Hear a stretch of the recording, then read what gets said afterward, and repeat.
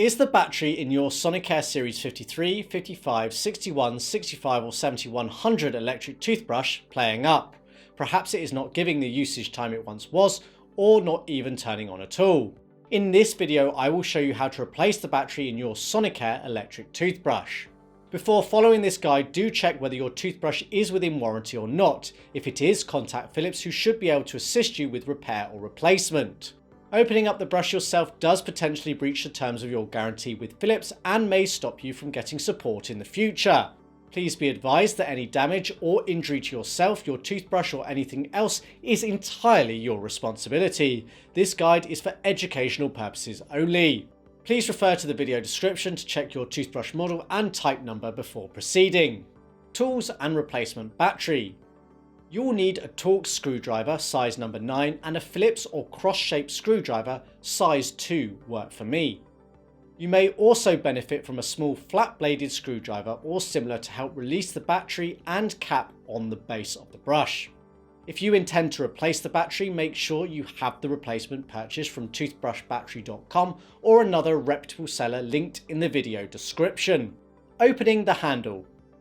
Start by removing the brush head from the top of the handle. It should pull off. Turn the handle upside down or tilt it in such a way that you can see and have easy access to the silver screw that is located in the recess within the base of the handle. Insert your Torx screwdriver size 9 and unscrew.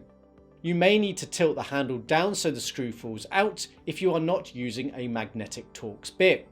Put the screw to one side for safekeeping. There is a cap piece that will release from the main handle body. You should now be able to gently pull this away from the main handle. You can typically get a fingernail in to grip and help with the initial release. You may want to make gentle use of the flat-bladed screwdriver or equivalent to help release it if you can't get enough grip on it. Once removed, put it to one side. You now need to use the Phillips or crosshead screwdriver. Place it into the center of the components you can see. Turn it a little less than a quarter of a turn. It will release two metal arms that lock the internals into the plastic handle body. Removing the battery. I found the most effective way to remove the internal components is to apply some pressure on the metal spindle that the brush head usually attaches to.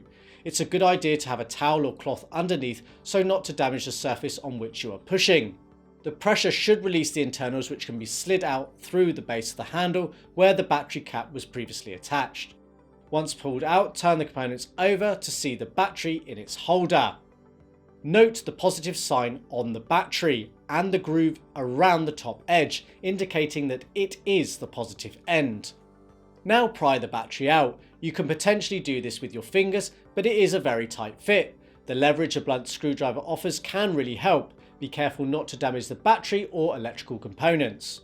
Once removed, note the plus symbol moulded into the plastic of the battery holder to indicate the positive terminal.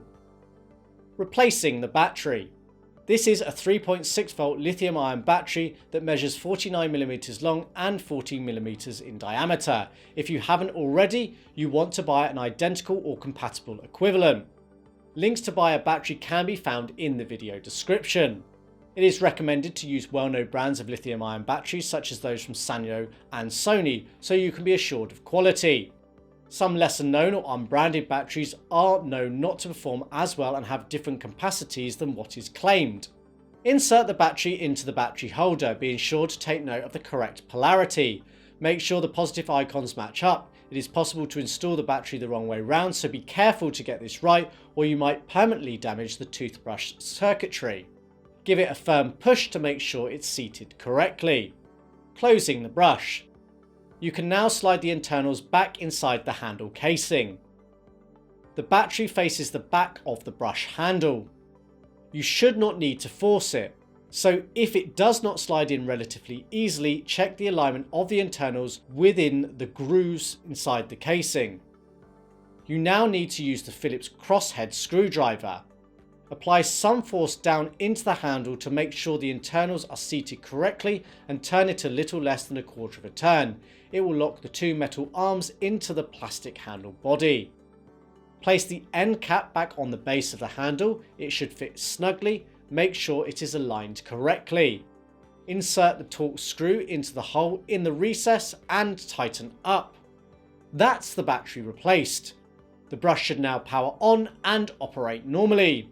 If it doesn't, you might need to sit it on the charger for a moment to get it working. Be sure to safely recycle your old battery. It is safest to put sticky tape over at least one end of the battery to avoid short circuits.